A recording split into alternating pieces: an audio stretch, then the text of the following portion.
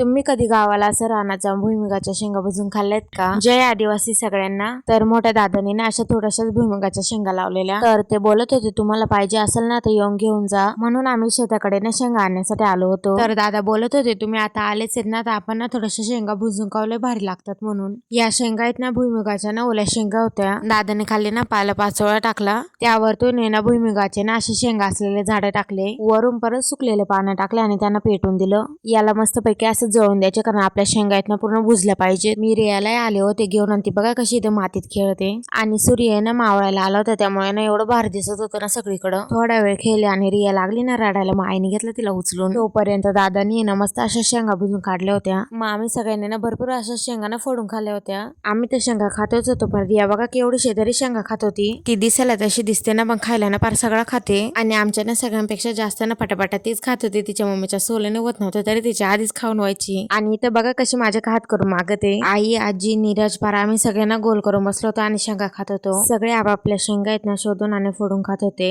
आणि इथं बघा अजून धूरच निघतोय. आम्ही ना अजून गरम गरम मस्त अशा शेंगा खात होतो. आम्ही शेंगा खात होतो ना तोपर्यंत आई त्याच्या शेळ्यात ना मस्त चरत होत्या आणि इथे ना त्यांना खाण्यासाठी ना गवत भरपूर आहे. नीरज बघा कसा टोकरीत बसलाय. त्यानंतर ना आम्ही आलो तळ्याकडे, जो दादा त्यांचा तळा आहे. त्यांनी ना असंच ना ताडपत्री टाकून घेतली कारण त्यांनी ना याच्यामध्ये ना मासे पाळले. उन्हाळा असो नाही तर पावसाळा तरी पण या तळ्याला ना नेहमी पाणी राहते. आम्ही घरी आलो आणि रिया ना इथं फुग्यासोबत खेळत होती. मी आणि ताईने मिळून ना मस्तपैकी असं ना चुलीवर स्वयंपाक केला. व्हिडिओ आवडला ना तर नक्की लाईक शेअर आणि सबस्क्राईब करा. भेटूया पुढच्या व्हिडिओ मध्ये, तोपर्यंत हर हर महादेव.